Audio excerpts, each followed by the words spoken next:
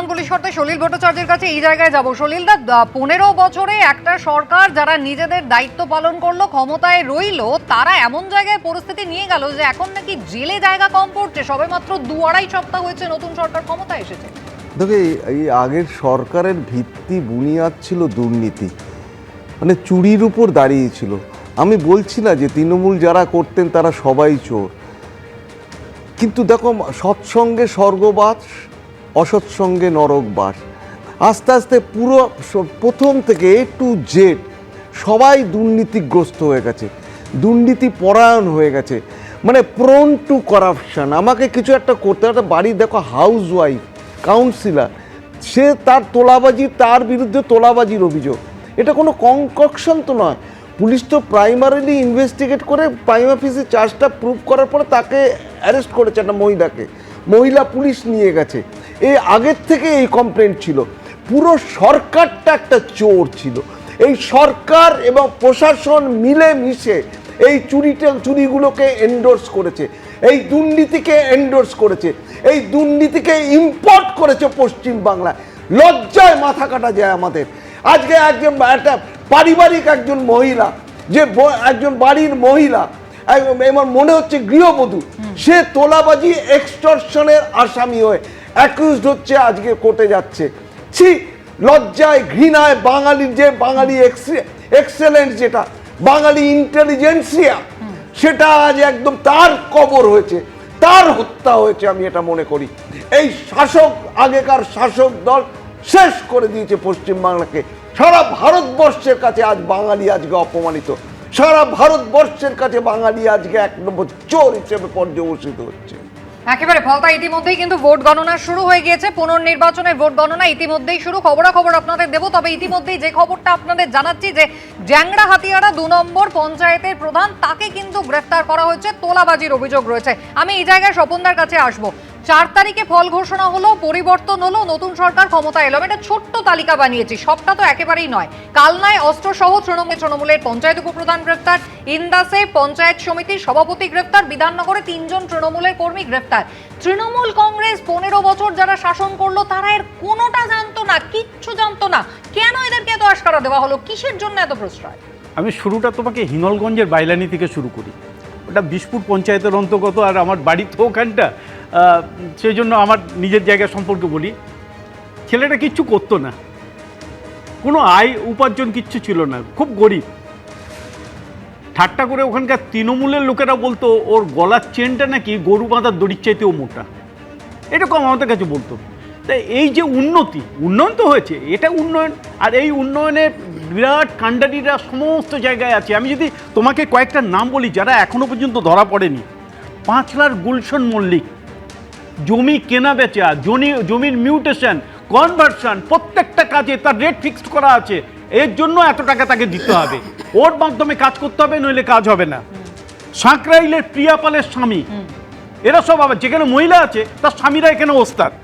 বিষ্ণুপুরের দিলীপ মণ্ডল, জমির দালাল। ফিরদৌসি বেগম সোনারপুর উত্তরের, তার হাজব্যান্ড নজরুল মোল্লা, পুকুর ভরাট থেকে শুরু করে সবকিছু কাজ করতে গেলে আর একটা তোলাবাজ। শামিমা শেখ, দক্ষিণ 24 পরগনা জেলা পরিষদের সভাপতি, তার স্বামী যতদিন বেঁচে ছিল সমস্ত জমির কাজ আর দুর্নীতিগুলো করে গেছে।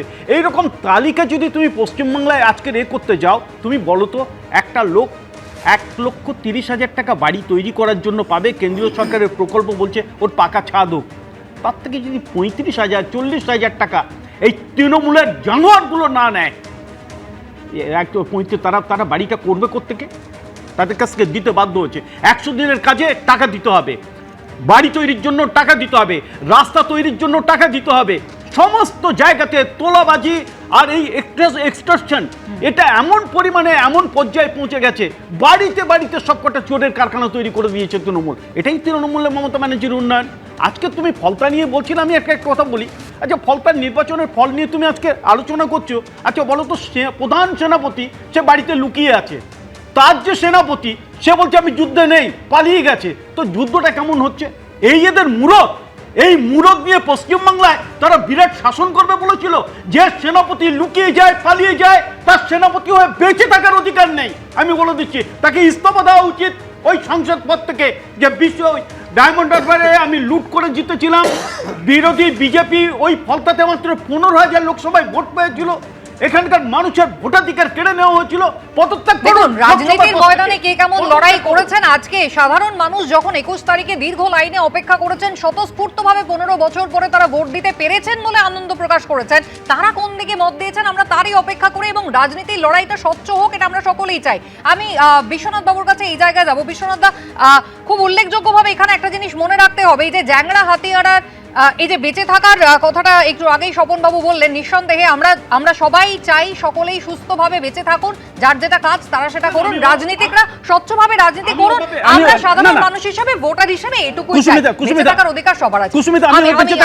আমি রাজনৈতিকভাবে বেঁচে থাকার কথা বলেছি। বেশ, আমি বিশ্বনাথের কাছে যাই। বিশ্বনাথ, খুব উল্লেখযোগ্য এই যে জ্যাংড়া হাতিয়ারা 2 নম্বর পঞ্চায়েতের প্রধান যিনি আজকে গ্রেফতার হলেন, এখানে খুব উল্লেখযোগ্যভাবে আমাদের মনে রাখতে হবে শুভেন্দু অধিকারী মন্ত্রিসভার দ্বিতীয় যে বৈঠক করেছিলেন তারপরে জোড়া কমিশন গঠন করেছিলেন।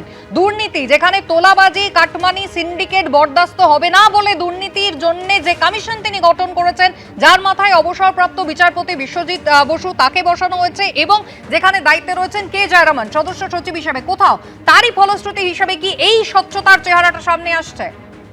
দেখো, আরো বেশি মানুষের অভিযোগ কিন্তু উঠে আসবে যখন বিচারপতি বিশ্বজিৎ বসুর নেতৃত্বে কমিশন অ্যাক্টিভলি কাজ শুরু করবে। আমি মনে করি যে রাজ্যের সমস্ত স্তরের মানুষ যারা বঞ্চিত হয়েছেন তাদের বঞ্চনার ইস্যুগুলো কিন্তু এনজিওর মাধ্যমে, পলিটিক্যাল পার্টির মাধ্যমে, সচেতন নাগরিকের মাধ্যমে কমিশনের কাছে আসা উচিত। তার কারণ যে ইনস্টিটিউশনাল করাপশন, প্রাতিষ্ঠানিক দুর্নীতি হয়েছে, সেটা তো একজন দুজন ব্যক্তির প্রতি নয়, এটা তো প্রায় সিস্টেমে পরিণত করেছে। প্রায় কেন, পুরো সিস্টেমে পরিণত করেছিল যে 100 দিনের কাজের একটা অংশ তৃণমূল নেতাদের দিতে হবে। এটা সিস্টেমে পরিণত করেছিল যে আবাস যোজনার টাকা তোমাকে একটা অংশ, বড় অংশ দিতে হবে তৃণমূল নেতাদেরকে। এটা সিস্টেমে পরিণত করা হয়েছিল যে কোনো মানে প্রমোটারকে কাজ করতে গেলেই তার একটা 50% তৃণমূল নেতাকে দিতে হবে। ফলে দেখবে একের পর এক প্রমোটাররা কিন্তু আজকে অভিযোগ তুলছে সরাসরি তৃণমূল নেতাদের বিরুদ্ধে যে কিভাবে তাদেরকে চাপ দিয়ে, তাদেরকে ভয় দেখিয়ে টাকা তাদের নেওয়া হতো। তার ফলে সাধারণ কাজগুলো যেগুলো প্রমোটার কন্ট্রাক্টররা করেন, সরকারের কাজগুলো, সেই কাজগুলো আমরা যেমন সঠিকভাবে পাইনি, পরিষেবাটা ঠিক মতন পাইনি, আর তার বিনিময়ে তৃণমূলের নেতারা ফুলে ফেপে উঠেছে। ফলে আমি মনে করি যে এই যে কমিশন তৈরি হলো বিচারপতি বিশ্বজিৎ বসুর নেতৃত্বে, তাদের কাছে কিন্তু মানে সাধারণ মানুষ যাতে পৌঁছতে পারে তাদের জন্য কিন্তু এনজিও থেকে শুরু করে পলিটিক্যাল পার্টির একটা দায়িত্ব আছে, সচেতন নাগরিকদের দায়িত্ব আছে, যে যেখানে অবিচার, অত্যাচার, অন্যায়ের শিকার হয়েছেন তাদের অভিযোগগুলোকে সেইখানে নিয়ে পৌঁছানো। এটা এক। দ্বিতীয় যে বিষয় আমি বলবো যে দেখো, একটা সরকারের অভিজ্ঞতা কিন্তু নতুন সরকারকে আগামী দিনে এগিয়ে নিয়ে যেতে সাহায্য করবে। আমি বারবার প্রশ্ন তুলেছি যে ইনস্টিটিউশনাল দুর্নীতির বিরুদ্ধে লড়াই করতে গেলে তোমার প্রাতিষ্ঠানিক উদ্যোগগুলো কিন্তু গড়ে তুলতে হবে।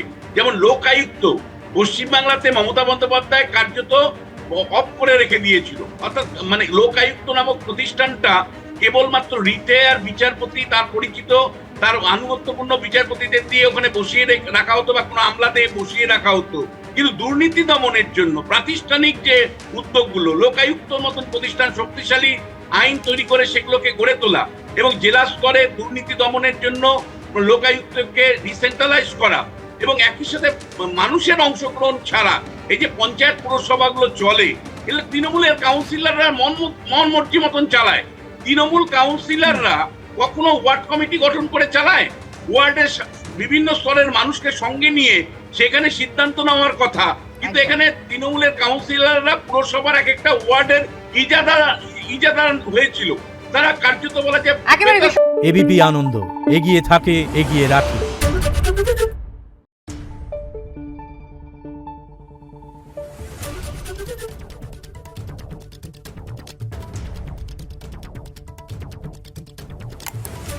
Thank you.